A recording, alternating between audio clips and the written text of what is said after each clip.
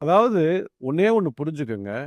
உங்ககிட்ட என்ன குவாலிட்டி இருக்குதோ, அது பாசிட்டிவ் குவாலிட்டியா இருந்தா, உங்ககிட்ட இருந்து பாசிட்டிவான அதிர்வு எல்லா பக்கமும் பரவ ஆரம்பிக்கும்.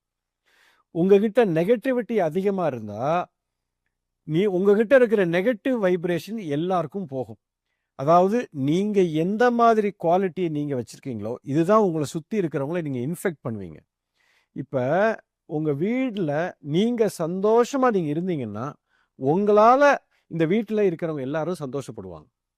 நீங்க வீட்ல கோபம், எரிச்சல், படபடப்பு இதெல்லாம் உங்களுக்கு இருக்கு. எப்ப பார்த்தாலும் நீங்க இப்படியே இருக்கிறீங்க அப்படின்னா, உங்கள சுத்தி இருக்கிறவங்களுக்கும் நீங்க இதத்தான் நீங்க குடுக்க முடியும். நீ என்ன சொத்தா வச்சிருக்கிறியோ, அதத்தான் நீங்க அடுத்தவங்களுக்கு கொடுக்க முடியும். இதுதான் ஃபண்டமெண்டல். இப்போ உங்க கேள்வி என்னன்னா, நான் பாசிட்டிவா இருக்கேன். என்ன சுத்தி இருக்கிறவங்க நெகட்டிவா இருக்காங்க. இப்ப நான் என்ன பண்ணட்டும்? நீங்க ஒண்ணுமே பண்ண வேண்டாம். நீங்க உங்க பாசிட்டிவ இன்கிரீஸ் பண்ணிக்கிட்டே போங்க. ஓகே. ஒண்ணு உங்களோட அதிர்வு வந்து அவன போய் ஆட்டோமேட்டிக்கா அவன மாத்தும். அவன் மாறல, அவன் மாறிட்டான்னா உங்க கூடவே இருப்பான். சப்போஸ் அவன் மாறலன்னா அவன் தெறிச்சு ஓடிருவான். ஏன்னா உங்களோட பாசிட்டிவிட்டிய அவன் தாங்க மாட்டான். அவன் நொந்து நூடுல்ஸா என்ன இவன் இப்படி இருக்கான்? இவனுக்கு ஒண்ணுமே புரிய மாட்டேங்குது. அப்படின்னு சொல்லி அவனே உங்கள விட்டு போயிருவான். 2மே உங்களுக்கு நல்லது. இப்ப பாருங்க, நீங்க பாசிட்டிவா இருக்கீங்க. பாசிட்டிவான அதிர்வு உங்கள்ட்ட போகுது. அவன் மாறி பாசிட்டிவா மாறி உங்க கூட ஒட்டிக்கிட்டான். சூப்பர். பாசிட்டிவ் இன்னொரு பாசிட்டிவ் வந்துருச்சு. நீங்க டபுள் பாசிட்டிவ் ஆயிருவீங்க. சூப்பர் ஆயிடும். சப்போஸ் நீங்க பாசிட்டிவா இருந்து அவன் நெகட்டிவ்ல இருந்து பாசிட்டிவா மாறவே இல்ல. நீங்க பாசிட்டிவாவே அவனை அடிச்சுக்கிட்டே இருக்கீங்க. அவன் தாங்க முடியாம தெரிச்சு ஓடிடுவான். ஒரு நெகட்டிவான பர்சன் உங்களை விட்டு ஓடிட்டான்ல, அதுவும் சூப்பருங்க. ஆக மொத்தம் உங்களுக்கு எந்த பிரச்சனையும் வராது.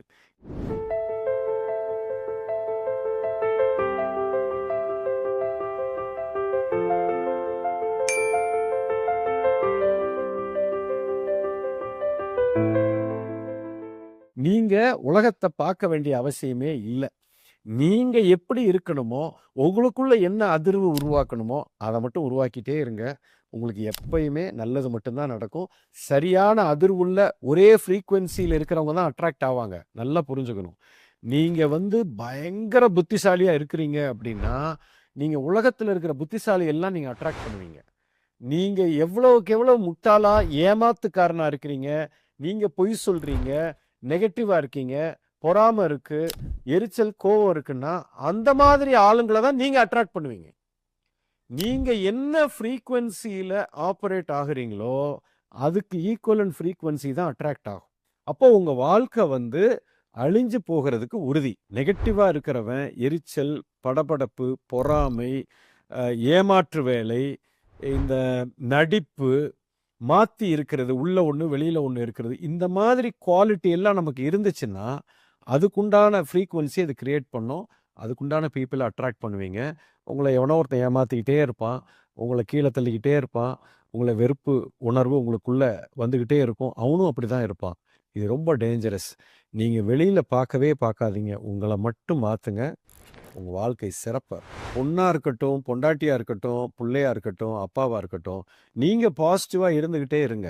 அந்த பெண்ணு உங்க மனைவியா வந்து கல்யாணம் பண்றதுக்கு முன்னாடியே உங்களுக்கு தெரிஞ்சதுன்னா, தயவுசெய்து கல்யாணம் பண்ணாதீங்க. That is one. கல்யாணம் பண்ணிட்டீங்க அப்படின்னு சொன்னா, அப்பவும் நீங்க பாசிட்டிவா தான் இருக்கணும். அவங்களுக்கா நீங்க நெகட்டிவா மாற முடியாது. நீங்க பாசிட்டிவா இருக்க இருக்க, அந்த பாசிட்டிவிட்டி அவங்கள உண்மையிலேயே மாத்தும். அதுதான் ரியல் அன்பு. அன்புனா என்ன அப்படின்னா, ஒரு உயிரை அது இருக்கிற இடத்திலிருந்து ஒரு உயர்ந்த இடத்துக்கு எடுத்துட்டு போறதுக்காக என்னுடைய எண்ணம், என்னுடைய சொல்லு, செயலு இருக்கிறது மட்டும்தான் அன்பு. இப்ப என் முன்னாடி ஒரு உயிர் இருக்கு. அது என் மனைவியா இருக்கலாம், என் கணவராக இருக்கலாம், என் பிள்ளையாக இருக்கலாம், அப்பாவா இருக்கலாம், நண்பர்களா இருக்கலாம், இல்ல இந்த ஊர் மக்களா இருக்கலாம், இல்ல என் கூட வேலை செய்றவனா இருக்கலாம். யாரா வேணாலும் இருக்கட்டும். அந்த உயிர அது இப்ப எந்த இடத்துல இருக்குதோ, அந்த இடத்துல இருந்து ஒரு உயர்ந்த இடத்துக்கு அந்த உயிர கொண்டு போறதுக்கு உண்டான எண்ணம், என்னுடைய சொல்லு, செயல் எனக்குள்ள எப்ப இருக்குதோ, இதுக்கு பேரு தான் உண்மையான அன்பு. அவனுக்கு புடிச்சத செய்றது அன்பு இல்ல. அவனுக்கு புடிச்சத நான் சொல்றது அன்பு கிடையாது. அவனுக்கு புடிச்சத நான் திங்க் பண்றது கிடையாது. அவனுக்கு எது நல்லதோ, அத சொல்றணும், அத செய்யணும், அத உயர்ந்த இடத்துக்கு எடுத்துட்டு போறது தான் உண்மையான அன்பு.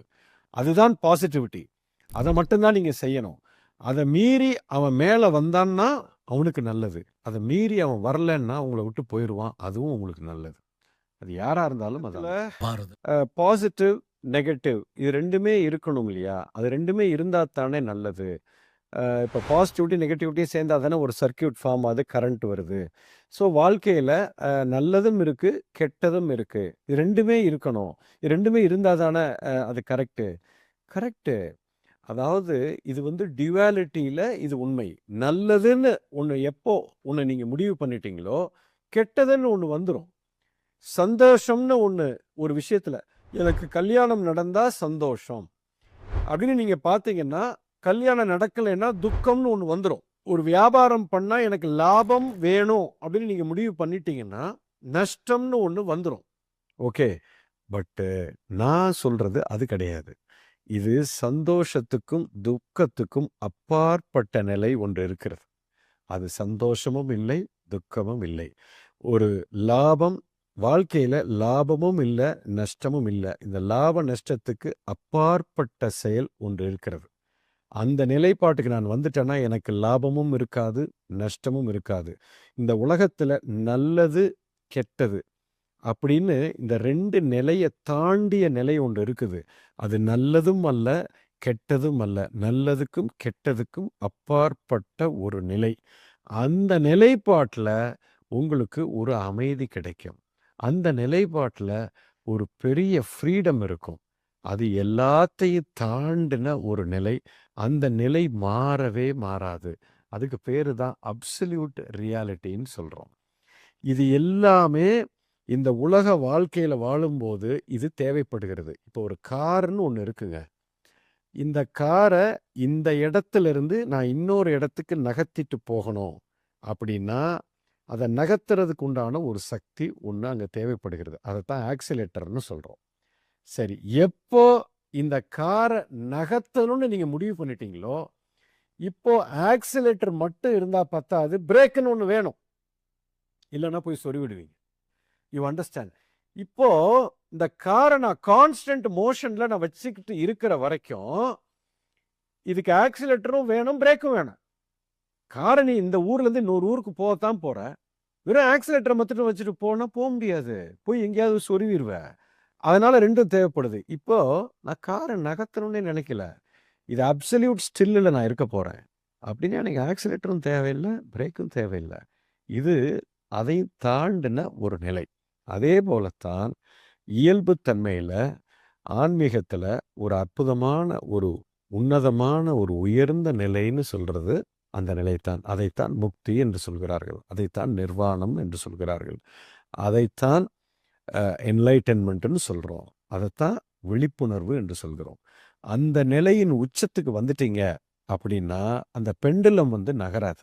ஒரு கடிகாரத்துல இந்த பெண்டுலம் வந்து வெற்றியை நோக்கி இப்படி மேல இப்படி போகும். எவ்வளவுக்கு எவ்வளோ நீங்க வெற்றியை நோக்கி போறீங்களோ, அவ்வளவுக்கு அவ்வளவு திரும்ப அந்த பெண்டுலம் இந்த பக்கம் வந்தே ஆகும். இந்த பக்கம் எவ்வளவுக்கு எவ்வளோ கஷ்டம், தோல்வியை நோக்கி போறீங்களோ, திரும்ப நீங்க வெற்றிக்கு வந்தே ஆகணும். இப்ப எனக்கு வெற்றியும் வேண்டாம், தோல்வியும் வேண்டான்னு ஒரு நடுநிலையில வந்து நின்னுட்டீங்கன்னா, இப்போ உங்களுக்கு எந்த பாதிப்பும் இல்லை. அதே போல ஒரு நிலை இருக்கிறது. அந்த நிலை இதுக்கெல்லாம் அப்பாற்பட்ட ஒரு நிலை. அதைத்தான் ஆன்மீகவாதியும், சித்தர்களும் அடைய விரும்புகிறார்கள். அதை முக்தி என்று அழைக்கலாம். இல்லை என்ன பேர் வேணாலும் சொல்லலாம்.